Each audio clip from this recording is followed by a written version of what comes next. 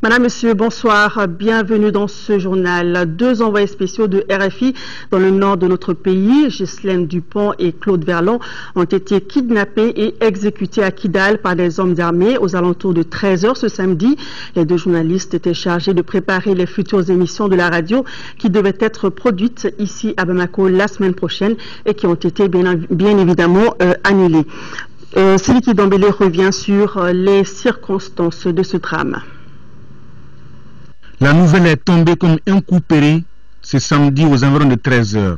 Ghislaine Dupont, journaliste, et Claude Verlon, technicien à Radio France Internationale, ont été kidnappés à Kidal et exécutés quelques heures plus tard par des hommes armés.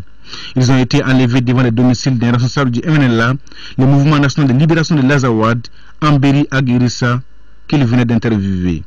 Selon nos sources, les ravisseurs les ont amenés à Tinisako, à l'est de Kidal, et c'est là où ils auraient été exécutés. Mais on ne sait pas pour l'heure dans quelles circonstances. Ghislaine Dupont et Claude Verlon étaient à leur 2e mission à Kidal. Ils s'y étaient déjà rendus au mois de juillet pour couvrir le premier tour de l'élection présidentielle.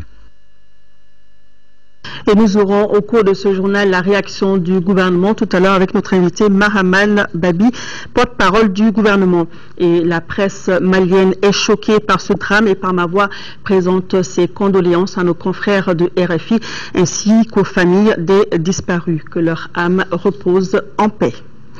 Le groupe de soutien et de suivi sur la situation au Mali a tenu ce jour sa 6e réunion à Bamako. Les acteurs nationaux et internationaux ont échangé sur les progrès engrangés par notre pays dans le cadre du retour de la paix et de la cohésion sociale. Il a également été question de la situation politique, sécuritaire et humanitaire. Adama Kodjo.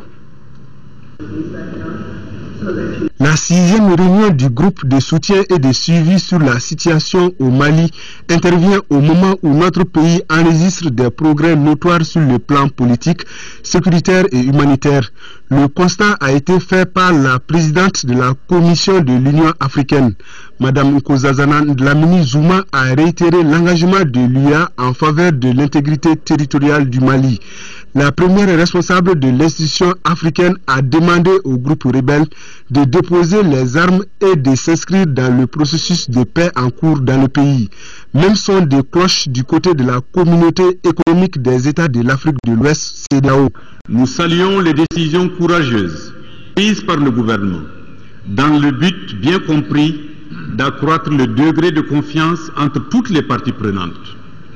Aussi, et en contrepartie, nous exigeons que, conformément à l'article 12 de l'accord préliminaire, le retour de l'administration soit effectif dans toutes les localités et dans les locaux officiels qui lui sont destinés, notamment à Kidal.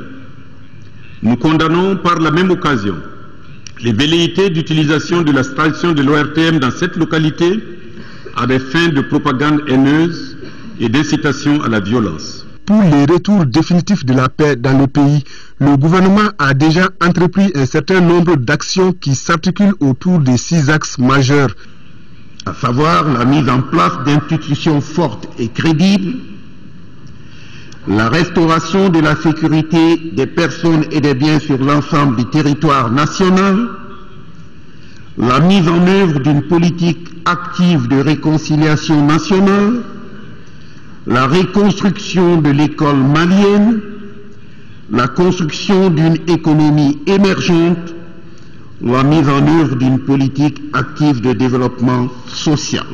S'il y a des avancées en matière de retour de la paix, les défis sécuritaires persistent. Nous avons été témoins, depuis la fin du mois de septembre, d'une recrudescence d'attaques terroristes. Et ceci, alors que la force Serval va réduire progressivement ses effectifs.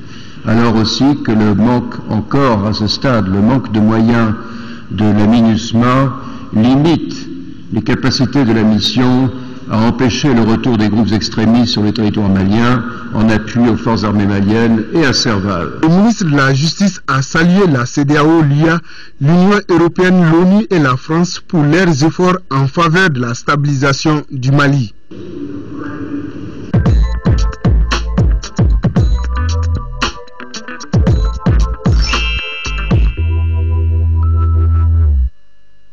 Et nous Nous ouvrons notre fenêtre sur les assises nationales sur le Nord qui se sont poursuivies ce matin au CICB.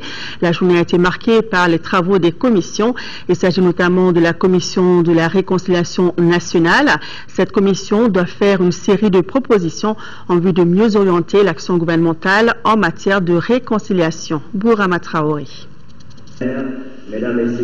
À l'ouverture des assises sur le Nord, le président de la République, Ibrahim Boubacar Keïta, avait fixé les caps. Aucun sujet n'est tabou, a-t-il précisé. Au deuxième jour de ces assises, les débats étaient houleux et francs.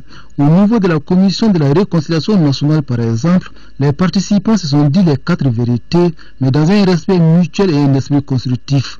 Première question, quel contenu peut-on donner au concept de réconciliation nationale?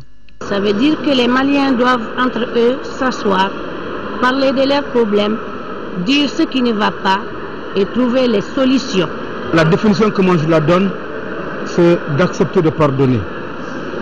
Il faudra que nous acceptons de pardonner tout en n'oubliant pas. Pour que cela se fasse, il faudra que nous acceptons de mettre notre culture comme facteur de cohésion sociale. La réconciliation nationale, pour moi, c'est de vivre ensemble, noir et blanc, du nord comme au sud. Quand on parle de réconciliation nationale, il faut quand même renoncer à beaucoup de choses. Il faut qu'on se réconcilie avec nous-mêmes d'abord. Deuxième question, que faut-il faire pour aller à la vraie réconciliation des cœurs et des esprits? Pour y parvenir, certains estiment nécessaire de rétablir toute la vérité sur les événements passés afin de rendre justice aux victimes. Pour d'autres, les Maliens doivent avant tout se pardonner et s'accepter. Chacun sache raison garder. C'est vrai, il y a eu un problème, il est grave, mais c'est des Maliens. Nous sommes tous des Maliens. Tous ces gens qui ont pris des armes ont leurs parents ici, entre nous, parmi nous. Chacun de nous est concerné d'une manière ou d'une autre, ou par lien de sang, ou par lien de mariage. Je pense que le problème n'aura pas de solution tant qu'il n'est pas bien posé. On parle du problème du Nord, moi je pense que le problème n'est pas seulement au Nord, c'est un problème malien. Pour qu'il y ait aujourd'hui une réconciliation, même quand il y a un accord pour pouvoir le respecter, il faut l'État. La réconciliation nationale, Sikasso fait partie, Ségou fait partie, Mopti fait partie, Kaï fait partie et que sais-je encore. Donc il faudra que nous acceptions d'aller vers toutes ces régions. Comme les autres commissions de travail, celle de la réconciliation nationale doit formuler certaines recommandations. Recommandations qui seront présentées à la plénière en vue de mieux orienter l'action gouvernementale en la matière. Aux assises nationales sur le Nord, une délégation des réfugiés et des déplacés participe aux travaux. Notre équipe de reportage s'est intéressée à un réfugié malien en Mauritanie et un déplacé du Nord à Bamako. Sidi Mohamed Ould Kater et Ibrahim Ag Sheban racontent comment ils ont vécu la crise sécuritaire et comment ils vivent aujourd'hui. Ils s'expriment dans ce reportage signé Bourama Traoré. L'un est réfugié, l'autre est déplacé. Dénominateur commun, ils sont tous maliens. Sidi Mohamed Ould Kater et Ibrahim Al-Sheban sont les victimes de la crise sécuritaire dans le nord du Mali. J'étais au Mali depuis janvier 2013, au camp de réfugiés d'Indara. Je suis en Mauritanie. 13 mois que je suis à Bamako. Déplacé de Bundam pour venir à Bamako, sachant parfaitement qu'étant à Bamako, je serai à l'abri de certaines situations d'insécurité.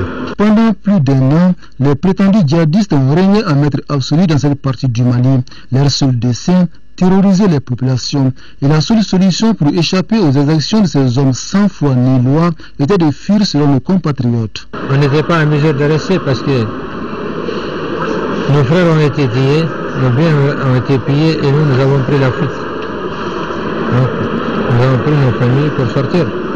Il faut aller se réfugier quelque part. Depuis que je suis arrivé, je n'ai reçu aucun appui de qui que ce soit. Je vis avec mes propres moyens. Je suis retraité, donc je vis avec ma pension. Après l'intervention militaire reçue de la coalition internationale, le nord du Mali commence à se stabiliser, d'où le désir de nos compatriotes de retourner dans leur localité d'origine, car, disent-ils, on est mieux que chez soi. Nous voulons aussi le retour au pays, parce que rien ne peut compenser la patrie. Même si on a vécu beaucoup de choses dans la patrie, c'est notre patrie.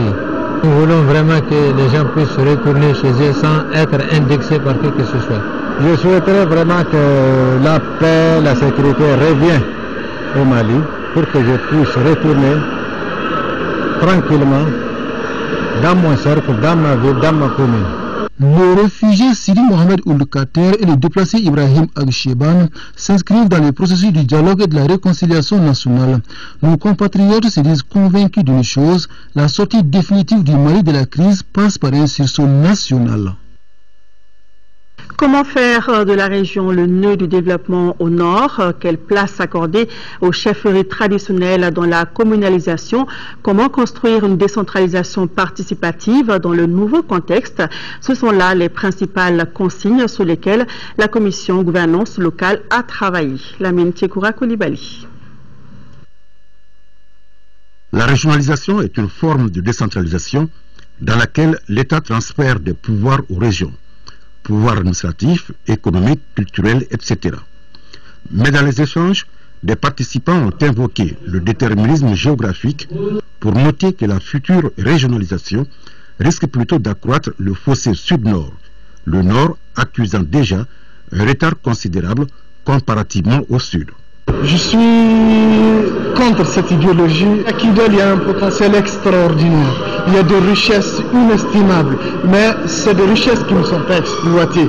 Essayez de nous donner la route, le guidon qui relie Gao jusqu'à Tinzawaten. Kidal s'ouvrira au monde, le monde s'ouvrira à Kidal. Les gens viendront de partout. Les gens sont tellement devenus pessimistes que certains ont osé dire que Kidal ne sera jamais Sikasso. C'est une question de volonté politique. Gao peut être Bamako lorsque les hommes sont convaincus, mettent en œuvre vraiment l'amour du pays, la volonté de construire, la volonté de se regarder, de se dire la vérité, la volonté de s'aimer. En ce moment, nous pouvons faire des montagnes. Il va falloir que chacun se décide. Moi, je suis du Nord, j'opte pour le développement du Nord. Là, chacun s'y met, on peut relever le défi. Mais si tout le monde croise les bras, on se dit l'État, à chaque fois on prend les armes, on s'entretient, il faut comprendre que nous sommes tous du même pays, nous sommes des frères. Et la chose que moi, personnellement, que j'encourage, dorénavant, qu'on ne regarde plus les gens par leur couleur.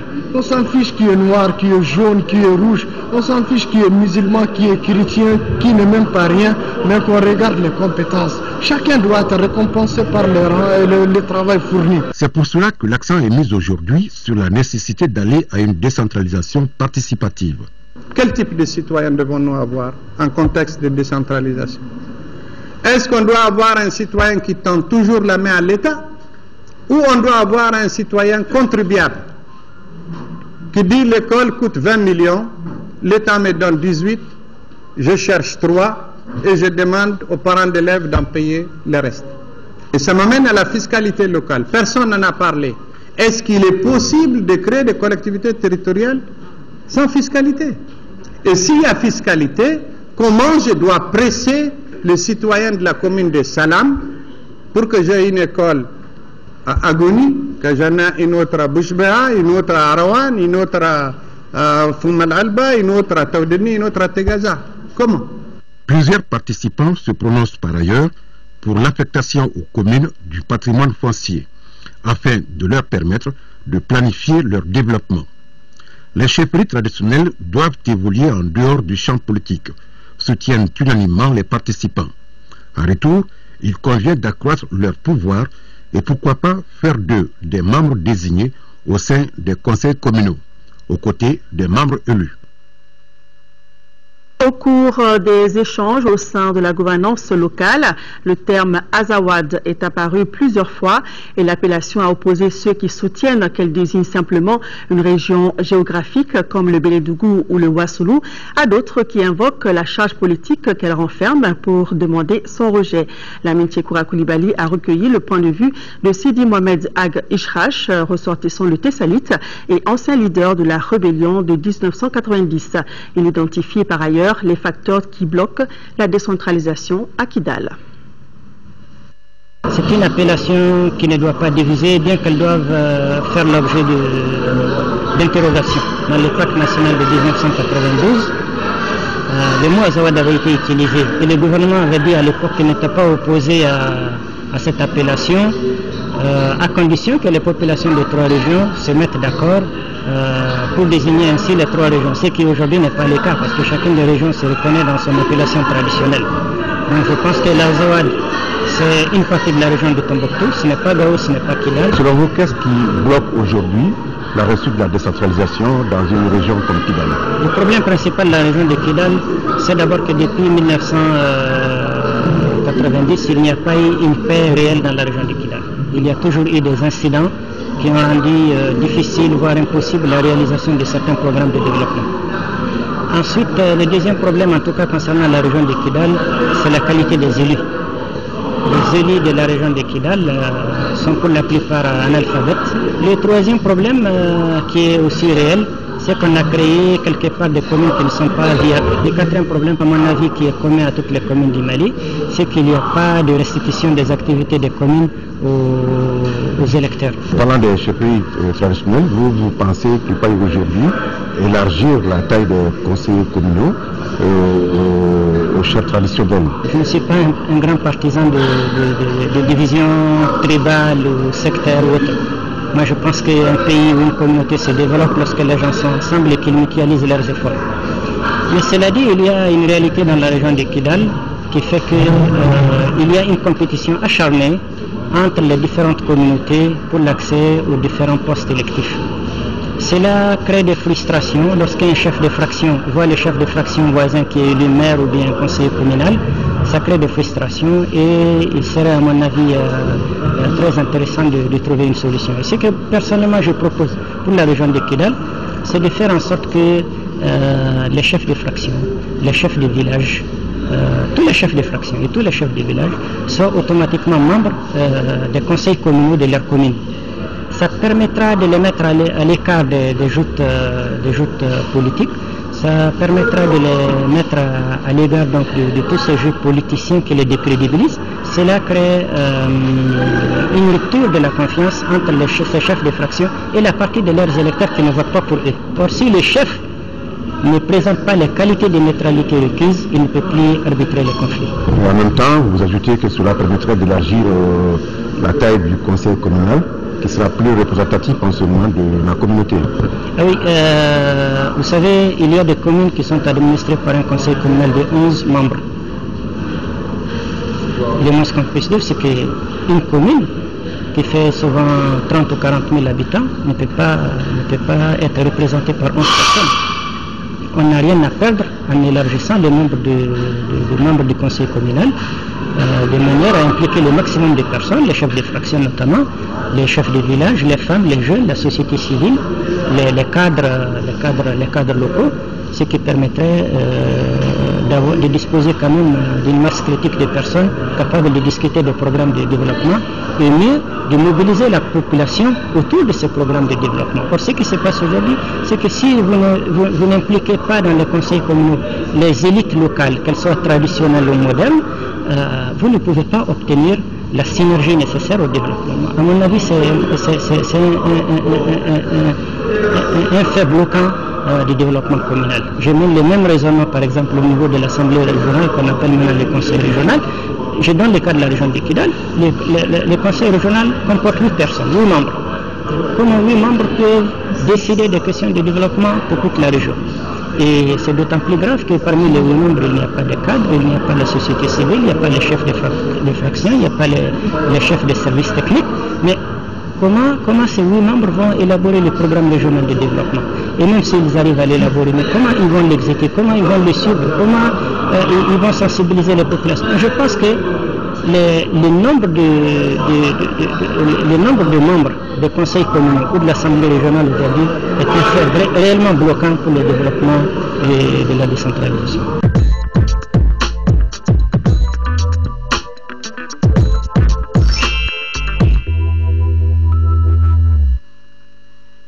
Parlons à présent énergie et environnement. 60% des installations électriques du Mali sont alimentées à partir de Balengue. Seulement, la station se retrouve confrontée à quelques problèmes dus à des produits chimiques qui viennent des eaux mal traitées d'épuration de Sotuba et qui peuvent être source de panne d'électricité si rien n'était fait. Les ministres en charge de l'énergie et de l'environnement ont donc décidé qu'à partir de lundi prochain, les unités industrielles ne seront plus connectées à la station d'épuration de Sotuba. Les précisions de Alpha Maïga. La station d'épuration de Sotuba s'étend sur 19 hectares. Elle est conçue pour le traitement des eaux usées des unités industrielles. Le traitement se fait de façon biologique à hauteur de 500 mètres cubes par jour. Et c'est pour s'enquérir du fonctionnement des installations que les ministres en charge de l'énergie et de l'hydraulique et celui de l'environnement et de l'assainissement sont là. Le constat est amer. La station d'épuration elle-même, les odeurs, les nuisances de toutes sortes, mais aussi la qualité des eaux reversées dans le fleuve Niger ne respecte pas les normes environnementales. La station est connectée à une trentaine d'unités industrielles. Un autre constat se dégage. Les 60% de l'électricité du Mali sont fournis à partir de Balengue. Les installations sont aujourd'hui attaquées par les produits chimiques qui viennent des eaux maltraitées de la station d'épuration. Tout le cuivre et le chrome sont attaqués et la centrale de Balengue aujourd'hui et son poste sont exposés à un arrêt total. Si des dispositions urgentes ne sont pas prises, c'est sûr que les équipements vont s'arrêter à cause de la pollution. Dès lundi, les dispositions vont être prises pour déconnecter de la centrale, la station d'épuration, toutes les unités industrielles qui ne respecteraient pas les normes environnementales. Autre lieu, le combat de l'assainissement. Le ministre en charge du domaine a visité le dépôt d'ordures de Sami. Ces 17 000 mètres cubes doivent être évacués dans les 10 prochains jours. On se réjouit. 2 sites avant avaient été dégagés, Tomokorobougou et Médine. On est au 3e site et on avance. Toutes les autres entreprises prendront leur lot et en plus de Toguna, je pense que les autres sites, on aura un travail de front qui va se faire et aller très vite. Dégager les ordures de telle sorte qu'elles ne s'entassent plus, impliquer les populations, voilà à quoi s'attelle le ministre Rissa pour relever le défi de l'assainissement à Bamako. À quelques heures de l'ouverture de la campagne électorale pour les législatives, le président de la Commission électorale nationale indépendante s'adresse aux candidats et les appelle au respect de la loi électorale. Les propos de Mamadou Diamoutani sont recueillis par Alousseni Touré. Mesdames et messieurs les candidats, conformément à la loi électorale, la campagne électorale pour le scrutin du 24 novembre 2013 s'ouvre le dimanche 3 novembre 2013 à 0h. Dans quelques heures donc, vous entrerez en campagne dans vos circonscriptions électorales respectives. Je me permets d'en appeler à votre sens élevé de responsabilité pour inscrire toutes vos activités de campagne dans le respect strict de la loi électorale. Je voudrais à cette fin vous rappeler les articles 72 et 73 de cette loi. Article 72. Les pratiques publicitaires à caractère commercial, les dons et libéralités en argent ou en nature à des fins de propagande pour influencer ou tenter d'influencer le vote durant la campagne électorale sont interdits. De même, l'utilisation des biens ou moyens d'une personne morale publique, institution ou organisme public aux mêmes fins est interdite. Article 73. Il est interdit de procéder lors des campagnes à des déclarations injurieuses ou diffamatoires par quelque voie que ce soit à l'endroit d'un ou de plusieurs candidats ou listes de candidats. Mesdames et messieurs les candidats, je vous souhaite bonne chance en nourrissant l'espoir que vous nous donnerez la chance de vivre 21 jours de campagne civilisée. Que Dieu bénisse le Mali. Législative toujours, le président du Comité national de l'égal accès aux médias d'État a rencontré ce matin les acteurs ou leurs représentants. Ils ont ainsi pris connaissance des dispositions prises par le comité pour le bon déroulement des messages de campagne. Pour plus de précisions, écoutons le président du Comité national de l'égal accès aux médias d'État, Abdoulaye Sidibé, est au micro de Agibou Koulibaly. Il s'agissait pour nous de leur faire part de la décision prise par le comité de l'égal accès aux médias d'État quant à la couverture médiatique des campagnes électorales sur les médias d'État. Lorsque je parle de médias d'État, il s'agit bien sûr de l'ORTM et de l'AMAP. Donc nous les avons réunis pour procéder à un tirage au sort pour l'ordre d'enregistrement des uns et des autres. Le tirage au sort est fait en présence de tout le monde. Chacun note à quel moment précis il doit se présenter en nos locaux pour se faire enregistrer.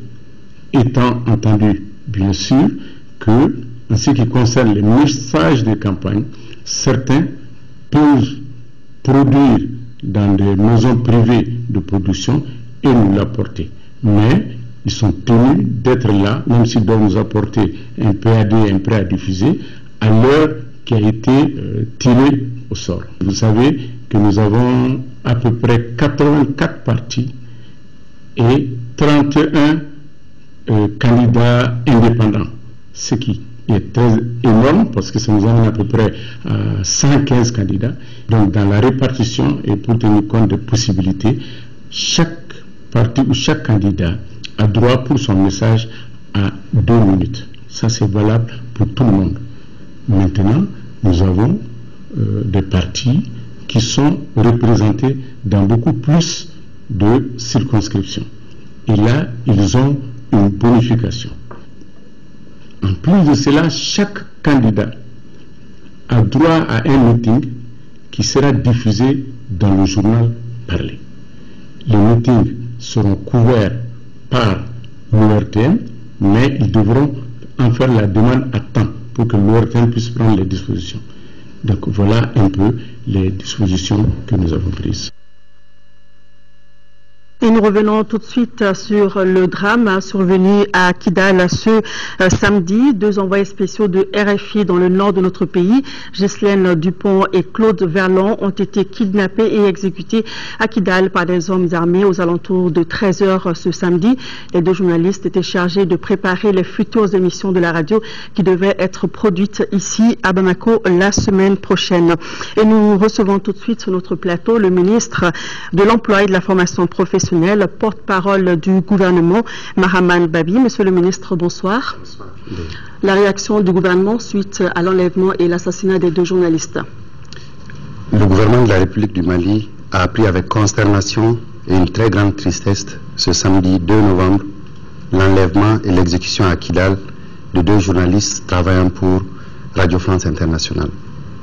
Le gouvernement condamne avec la plus grande fermeté cet acte barbare et lâche. Le gouvernement prie pour le repos de l'âme de Ghislaine Dupont et Claude Verlon. Ces 2 professionnels expérimentés et aguerris n'en étaient pas à leur premier séjour au Mali, notamment dans la région de Kidal, où ils avaient couvert pour RFI les opérations de vote du premier tour de l'élection présidentielle en juillet dernier. En cette douloureuse circonstance, le gouvernement adresse ses condoléances émues au gouvernement français et aux familles des personnes disparues. Il renouvelle enfin toute sa détermination ainsi que celle de ses partenaires à poursuivre la lutte contre le terrorisme et le crime organisé.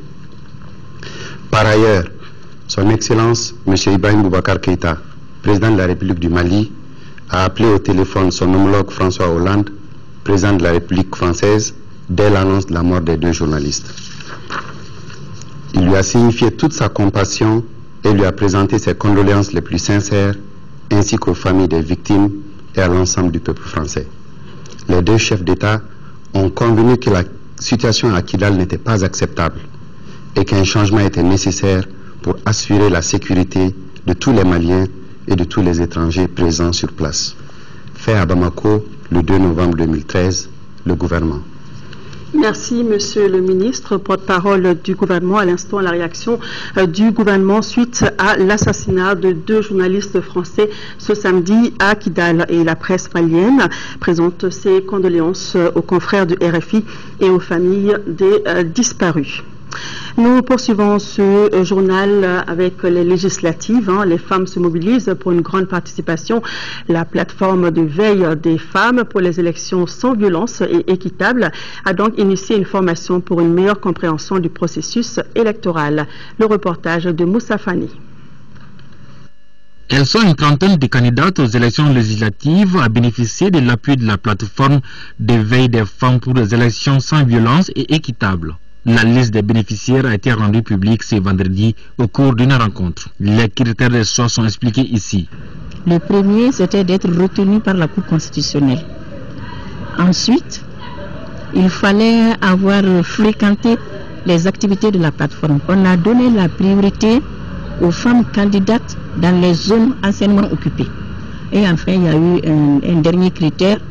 On a tenu compte des femmes qui avaient déjà été candidates, mais qui n'avaient pas été élues et qui sont encore candidates. Je voudrais, au nom du groupe Pivot Droit et Citoyenneté de la Femme, à travers la plateforme de veille pour les élections sans violence et équitable au Mali, vous dire toute ma satisfaction et ma fierté de vous voir vous battre pour apporter votre pierre à l'édifice national. Le ministre de la Promotion de la Femme, de la Famille et de l'Enfant a invité les candidates à la cohésion et à l'unité pour des élections législatives apaisées. Le département est prêt à accompagner les femmes candidates. Ils doivent faire la campagne avec tout le monde parce qu'ils vont devenir des députés de la nation. Il faut rappeler que la plateforme de veille des femmes pour les élections sans violence et équitable contribue à la formation citoyenne. Et dans le cadre de l'organisation de la campagne médiatique des élections législatives du 24 novembre 2013, le président du Comité national de l'égal accès aux médias d'État invite les candidats dont les noms suivent à se présenter au siège de l'organe le lundi 4 novembre pour l'enregistrement de leur message de campagne. 9h SNID, 9h20 RPM, 9h40 RDP, 10h PSDA, 10h20 AMCD Mali, 10h40 Indépendant Maliko, 11h RPDM, 11h20 Indépendant Fabara Makara, 11h40 Indépendant Oronia, 12h Indépendant Mousso Kanyeta, 12h20 Yerewolo Boulon, 12h40 PDS, 13h APR, 13h20 MODEC, 13h40 UDM et 14h UMP.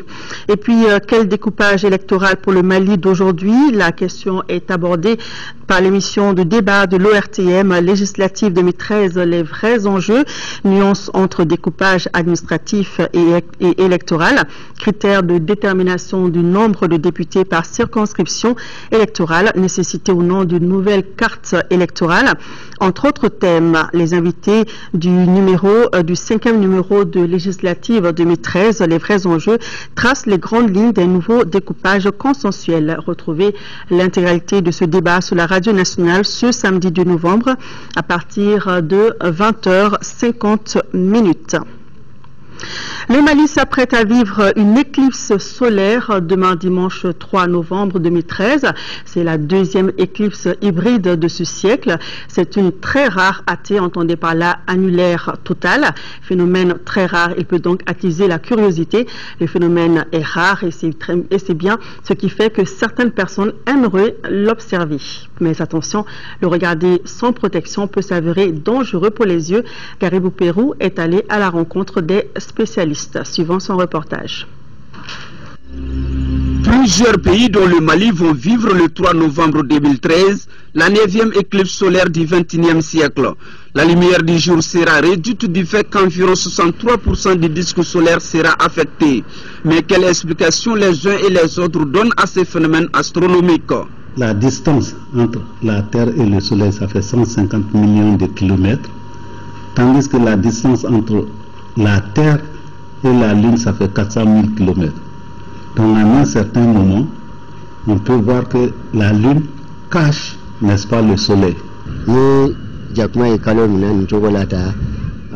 Je vois, chaque fois que le phénomène se produit, les enfants se retrouvent dans les rues comme pour mettre fin à cette querelle astronomique en battant calebasses et tasses. Je ne sais pas exactement le sens de cette pratique. Interprétations différentes selon que l'on soit cartésien ou traditionnaliste. L'ensemble du pays sera concerné par ces phénomènes naturels, rares, extraordinaires, mais surtout dangereux pour la vision. Il avait été donné comme information que l'éclipse pourrait avoir lieu le dimanche, le maximum c'est vers midi. Le début ça va être vers 11h. Le moment où ça serait vraiment l'éclipse maximale, nous l'observerons durant 1 minute 30 secondes à peu près. Le soleil émet des ondes dans les différentes fréquences. Et comme vous le savez, les ondes, il y a les ondes radio qui permettent d'écouter la radio, il y a les ondes visibles qui nous permettent de voir, il y a les ondes ultraviolets qui ne sont ni visibles et qu'on n'écoute pas. Donc le soleil émet toutes ces fréquences. C'est un phénomène très dangereux. Alors pour ceux qui vont tenter de regarder cette éclipse, et notamment les enfants, parce que même si la Lune entre en contact avec le soleil, ça ne va pas empêcher le soleil d'émettre des rayons ultraviolets, mais aussi des rayons infrarouges. Donc ce sont ces rayons qui auront comme conséquence de brûler la rétine, notamment le centre de la vision qu'on appelle la macula. Et donc ça peut donner chez certaines personnes une cécité brutale et qui peut être irréversible. Vu les conséquences que le phénomène peut causer sur la santé, comment s'y prendre? Que recommandent les scientifiques dans pareil cas? Il y a des personnes qui sont assez curieuses. J'ai entendu dire des gens il y a quelques jours qui disaient que il y a 40 ans, le phénomène s'est produit, ils ont regardé avec des tessons de bouteilles, avec des films de radio ou avec des pellicules photos, et qu'ils n'ont pas eu de problème. Alors je pense que ce n'est pas comme ça qu'il faut raisonner. Alors on peut échapper à un phénomène une fois, une deuxième fois, mais une troisième fois, on ne va pas pouvoir l'échapper. Alors mieux vaut prévenir que guérir. Ceux qui vont être victimes donc, de cette brûlure au niveau de la rétine, il faut qu'ils voient un spécialiste, sans délai. Alors le spécialiste, encore une fois, il fera ce qu'il peut faire, mais très souvent, dans près de 90% des cas, le mal, il est déjà fait. Le mieux est de s'abstenir de fixer l'éclipse, car elle peut entraîner la cécité. Comme on le dit, ne te laisse pas lécher par qui peut t'avaler. Tout à fait, Garibou Pérou. En tout cas, n'oubliez pas de vous protéger et surtout de protéger vos enfants si vous n'avez pas de lunettes appropriées. Le ministre de la Défense et des anciens combattants a décoré hier 5 des 15 experts et formateurs de l'Union européenne en fin de mission au Mali. Occasion pour Soumeylou Boubeye Maïga de leur transmettre la sympathie du gouvernement et de l'ensemble des forces de défense et de sécurité maliennes. Reportage Agibou Koulibaly. L'Union européenne, à travers le programme Stratégie européenne pour la sécurité et le développement dans le Sahel, appelé Stratégie Sahel, prévoit un volet sécurité et un état de droit dont l'une des composantes est le renforcement des États partenaires. La mission d'entraînement de l'Union européenne au Mali, EUTM, qui a formé les bataillons de Koulikoro à la lutte antiterroriste et aux opérations de stabilisation, s'inscrit dans ce cadre. La cérémonie qui nous réunit est un témoignage de la reconnaissance de la nation malienne à l'endroit de certains de ses amis et partenaires qui ont su lui tendre la main en des moments difficiles et dont l'accompagnement ne s'est jamais démenti depuis. La nation malienne est reconnaissante, magnifie à travers cette cérémonie sa reconnaissance au dévouement de certains d'entre eux ici présents. Soumeylou Boubeye Maïga n'a pas manqué de saluer les autres récipiendaires non moins méritants qui ont quitté le Mali. Aux heureux récipiendaires, je peux affirmer que leur engagement ne sera pas vain. Le chemin peut être long et difficile, mais jamais notre détermination ne faiblira. Pour les récipiendaires, cette décoration est une récompense du mérite qui renforce la confiance entre eux et le peuple malien. Nous vivons parmi vous depuis maintenant presque un an, et notre histoire commune s'est nourrie de notre connaissance mutuelle je ne sais pas comment. La cérémonie de décoration a pris fin avec un cocktail offert par le ministre de la Défense et des anciens combattants. Fin hier des travaux de lancement du projet d'urgence Éducation pour tous.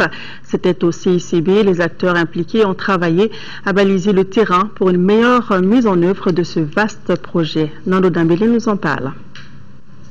Élaboré depuis 2009, le projet d'urgence Éducation pour tous qui vient d'être lancé s'articule autour de trois grandes composantes qui sont l'amélioration de l'accès aux services d'éducation de base dans les zones ciblées, l'amélioration de l'environnement d'apprentissage des élèves et des rendements scolaires et enfin la gestion du projet suivi-évaluation. Les échanges au cours de ces 2 journées ont permis d'identifier des éléments majeurs de préoccupation et a certainement fait valoir la nécessité de communiquer, d'échanger et certainement de mettre en place des mécanismes de concertation. Très flexible, le projet d'urgence Éducation pour tous s'adapte mieux aux réalités du terrain. Sa mise en œuvre constitue une opportunité pour notre pays, résolument engagé dans un processus de refondation de son système éducatif avec pour enjeu principal l'amélioration de la qualité. Notre objectif était à la fois de permettre aux principaux acteurs de s'imprégner du programme, du projet, s'imprégner des différentes activités qui nous attendent. D'un coût de 21 milliards de francs CFA, le projet va permettre la construction et l'équipement des salles de classe, des extensions d'écoles, la formation d'enseignants et des comités de gestion scolaire afin de pouvoir accommoder les importants flux d'élèves suite au mouvement interne de population. Nous parlions tout à l'heure des yeux dans notre dossier Eclipse. Nous nous intéressons maintenant à la structure qui s'en occupe. Le CHU IOTA a tenu sa 4e journée scientifique, une journée qui entre dans le cadre du mois de la solidarité qui s'est achevé jeudi dernier. La journée avait pour but d'échanger sur les problèmes de la structure et les activités en ophtalmologie. Khadija Toukone. Chaque année, le service IOTA opère gratuitement 500 patients avec l'appui financier de la Banque islamique de développement. Pour le personnel de l'IOTA, la solidarité n'est pas que matérielle et financière, elle a une valeur morale sur laquelle repose notre société. Au cours donc de cette journée, le personnel de l'IOTA fait le point de ses opérations, mais également des échanges sur les résultats des travaux de recherche, la santé publique et l'actualité en ophtalmologie pédiatrique. La recherche avance vite et certains des problèmes rencontrés aujourd'hui trouveront sans doute leur solution dans quelques années. Malgré cette perspective, la véritable question qui se pose dans l'immédiat, c'est de savoir comment on peut mieux agir pour s'attaquer aux problèmes existants et encore non résolus comme la cécité de l'enfant, la cataracte, le trachome et le glaucome dans leur forme cécitante. C'est un défi qui nécessite une réponse rapide et stratégique. Les enfants sont l'avenir de demain. Au CHU IOTA, une structure en ophtalmologie pédiatrique existe depuis maintenant quelques années car la prévention de la cécité de l'enfant est une priorité de cette structure. Cette maladie chez l'enfant varie selon le niveau de développement socio-économique et de la mortalité avant l'âge de 5 ans, d'où le slogan de l'IOTA « Faites-vous examiner ». Campagne agricole. Les acteurs de la filière mangue du Mali se sont retrouvés ce jeudi au CICB à l'occasion de la journée de validation des statistiques d'exportation et du bilan de la campagne mangue 2013. Ils ont identifié les contraintes et formulé des recommandations en vue d'une bonne préparation de la prochaine campagne. Le point avec Abdul Karim Kaba. L'interprofession de la filière mangue du Mali est un projet permettant aux acteurs directs de se regrouper, de définir eux-mêmes les règles du jeu, de la gestion et de s'y conformer. Cette journée de validation des statistiques d'exportation et bilan de la commercialisation de la mangue pour la campagne 2013 regroupe tous les acteurs de la filière. Aujourd'hui, c'est devenu une habitude. Depuis 2008 que nous avons mon programme, le cadre intégré du commerce, avons mis en place un dispositif pour justement sortir des statistiques fiables. Vous savez que l'un des problèmes dans les PMA en général, c'est la fiabilité des statistiques. Or pour nous, c'est un outil, un instrument de travail très important parce que ce sont des indicateurs, notamment le volume des exportations, la part engrangée par les producteurs La journée a pour objectif de faire l'état des lieux de la campagne écoulée, jugée satisfaisante grâce à la qualité des mangues. La campagne 2013, nous avons noté l'amélioration non seulement de la qualité de la mangue, et également nous avons noté que la quantité de mangue commercialisée cette année était un peu supérieure à celle de 2012. Donc ce qui n'a pas marché, c'est au niveau de l'accès au financement. En 2012, les exportations ont atteint environ 25 000 tonnes pour 8 milliards de francs CFA de chiffre d'affaires. Pour la campagne à venir, les attentes sont grandes. Le projet, en priorité, consiste à renforcer les capacités professionnelles de cette interprofession pour que dans les années à venir, elle puisse elle-même se prendre en charge. L'interprofession de la fleur mangue du Mali a vu le jour grâce au concours, entre autres, du projet Compétitivité et Diversification Agricole PCDA. Le ministre de l'Emploi et de la Formation professionnelle, porte-parole du gouvernement, était hier vendredi à Caille. Mahaman Babi y a visité les structures relevant de son département. Le problème le plus crucial est celui du manque d'équipement et de ressources humaines. Reportage de Jafar Haïdara. Cette première visite du ministre de l'Emploi et de la Formation professionnelle à Caille s'inscrit dans le cadre de la prise de contact avec les services relevant de son département. Mahaman Babi voulait s'inquiéter des conditions de travail et projeter des perspectives dans l'avenir. Le ministre Mahaman Babi s'est rendu dans les directions de l'emploi et de la formation professionnelle au FAFPA, à l'APEJ, à l'ANP et à l'IFP où il a visité les différents ateliers de formation. Là, le ministre a appelé les uns et les autres à l'entretien des matériels qui ont coûté plus de 4 milliards à l'État et ses partenaires. Cette visite m'a permis de savoir comment fonctionnent les services régionaux du ministère de l'Emploi et de la Formation professionnelle à Caille.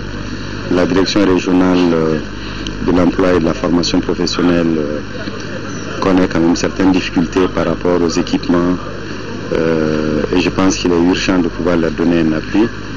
En ce qui concerne les directions régionales de l'ANPE, du FAFPA, elles sont dans de meilleures situations, ces directions régionales.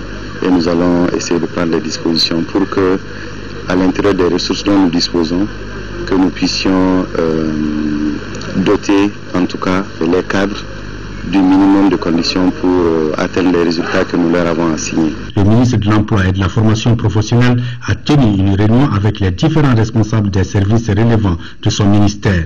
Au cours de cette rencontre, le ministre a recensé les difficultés que les services régionaux rencontrent. Ces difficultés concernent essentiellement l'insuffisance des ressources matérielles, humaines et financières. Voilà, toutes nos excuses pour la mauvaise qualité de ces images. Un projet sous la gestion non violente des conflits dans la commune rurale de Bimbéré-Tama, cercle de Youarou, vient d'être lancé à Dogo.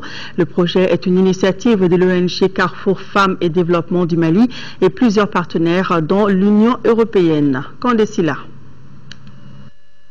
Le projet de renforcement de la paix, la réconciliation et de la cohésion sociale dans la commune rurale de Bimbéré-Tama, cercle de Youarou, dont la cérémonie de lancement s'est déroulée à Dogo, est une initiative de l'ONG Carrefour Femmes et Développement du Mali, CFDM, en partenariat avec l'Union européenne, les royaumes de Danemark et de Suède, la Confédération suisse, le Canada et les États-Unis.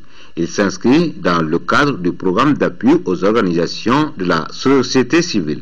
Son coût est d'environ 30 millions de francs CFA pour une durée de 12 mois. Cette cérémonie de lancement a été une occasion d'expliquer aux bénéficiaires les objectifs du projet qui se résument, entre autres, à la formation d'au moins 200 leaders communautaires de Bimbéré-Tama à la gestion non violente des conflits. Le projet se propose aussi de promouvoir les activités d'embauche bovine et l'octroi des semences améliorées. Les autorités communales se sont réjouies de cette initiative et ont réitéré leur accompagnement à la mise en œuvre du projet. Retour à Bamako, les assises sur le Nord prennent fin demain dimanche à l'occasion de la cérémonie de clôture des assises sur le Nord placée sous la présidence de M. Oumar Tatamli, Premier ministre, chef du gouvernement. Le protocole de la République informe de l'invitation par le ministre de la Réconciliation nationale et du développement des régions du Nord demain dimanche 3 novembre au Centre international de conférence de Bamako les personnalités suivantes: les membres du gouvernement, les présidents d'institutions, les chefs de mission diplomatiques, des postes consulaires et d'organisations internationales, les gouverneurs de région, les présidents du conseil de cercle ainsi que les représentants des partis politiques. La mise en place terminée à 17h30, début de la cérémonie 18h. Pour mieux sécuriser les personnes et leurs biens, le commandement militaire de Tombouctou vient de créer un détachement à Ber, situé à 60 km de la ville. Ce poste regroupe les contingents de la MINUSMA, ceux de Serval et les forces armées maliennes. Malgré le problème sérieux d'eau potable, la présence des soldats a permis aux populations de vaquer paisiblement à leurs occupations. Reportage ORTM Tombouctou, Adama Jimdi. Les forces armées et de sécurité du Mali sont plus que déterminées à localiser, traquer et neutraliser tout fauteur de troubles. Il sera désormais ainsi tant que le moindre coup de feu sera tiré du côté ennemi. Parole de soldats. Les FAMA s'inscrivent dans cette dynamique et rejoints par la MINUSMA et Serval. Ces trois forces sont aujourd'hui à l'unisson en position avancée à Ber, située à 60 km de Tombouctou. Nous répondons aux exigences du Comtiatre à Gao, qui a décidé à un moment donné, vu les circonstances actuelles et vu l'opération qui se passe, de permettre de créer un poste avancé dans des positions que nous avons fait la proposition au commandement, donc Ber en constitue un. La présence de l'armée a permis de rassurer les populations. Depuis que l'armée est venue, il a senti que vraiment la ville vraiment était vraiment... les gens commencent à dormir très bien. On voit tout le monde circule normalement. Celui qui veut voyager à Tombouctou à son véhicule, il amène le marchandise qu'il veut vendre à Tombouctou. Et de Tombouctou aussi, il amène les marchandises pour amener ça à Ber ou amener ça à d'autres forêts, soit à Zorhou, soit à Terji, soit à Hassidina qui est au nord à 40 km d'ici. Et les gens sont libres quand même. Ici à Ber, l'armée et ses alliés burkinabés de la MINUSMA et Serval ont un seul et même objectif: combattre les djihadistes, quel que soit leur mode d'opération. De gros moyens militaires sont déployés ici à Ber par les FAMA, Serval et la MINUSMA. Résultat, les populations civiles se sentent en paix et en sécurité, gage de la relance d'une économie locale fortement éprouvée par les événements. Une centaine de déplacés viennent de rentrer à Gao après avoir passé quelque temps à Mopti à cause de la crise. Ils ont été accompagnés par le programme d'appui et d'accompagnement des populations déplacées à Mopti et ses partenaires pour leur retour et leur réinsertion socio-économique. Daouda Zoumana Traoré. Le retour au Bercail est désormais l'objectif du gouvernement et de ses partenaires.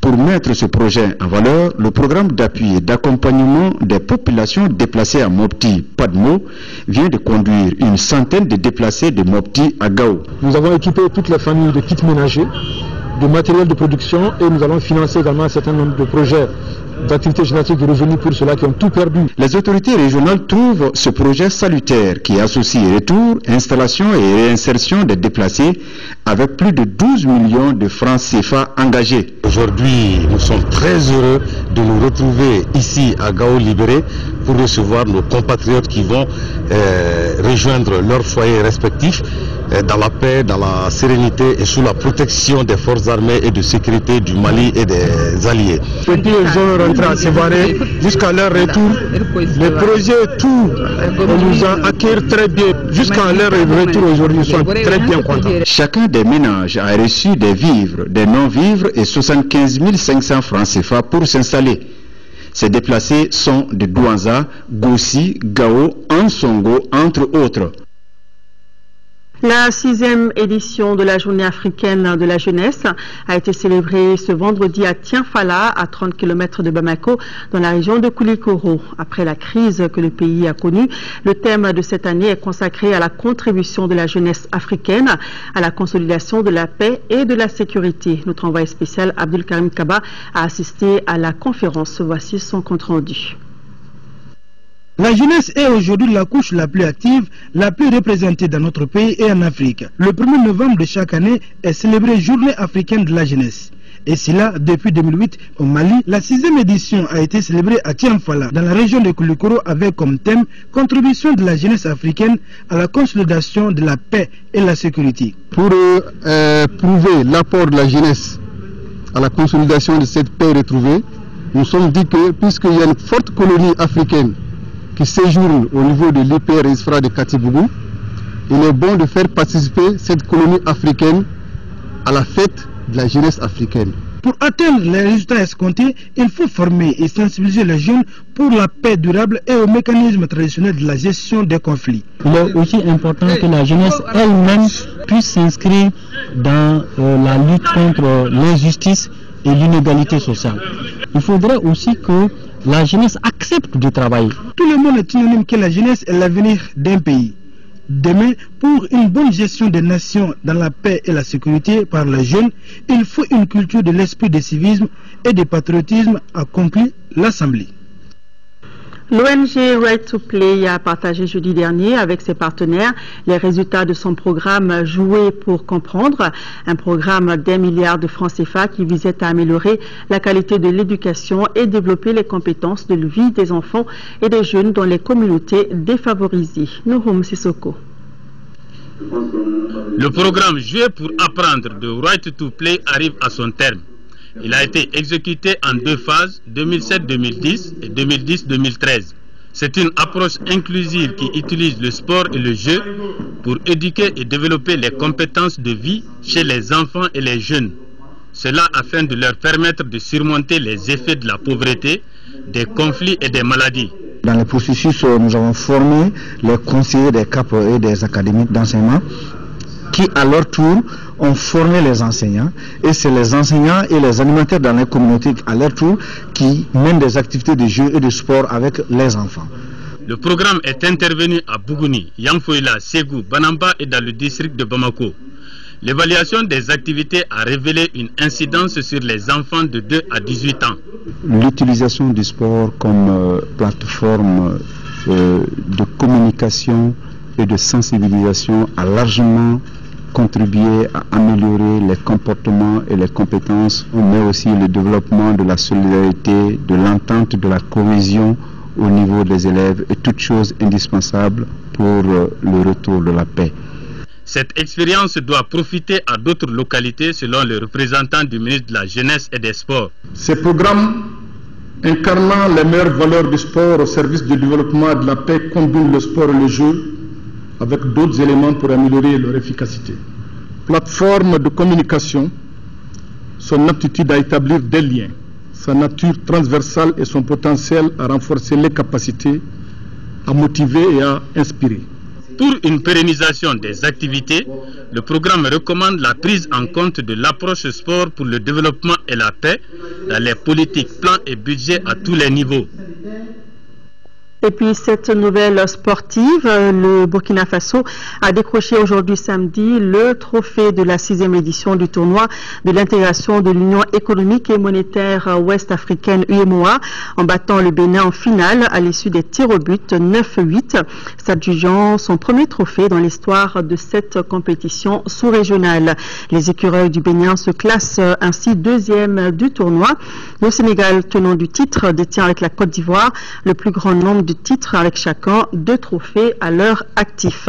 La 7e édition du tournoi est prévue l'année prochaine à Lomé au Togo. Et puis à suivre tout à l'heure sur la radio nationale, ce samedi à partir de 20h50, donc ça a commencé normalement sur la radio nationale. Vous pourrez suivre donc le 5e numéro de législative 2013, les vrais enjeux qui vont donc retracer les grandes lignes d'un nouveau découpage consensuel.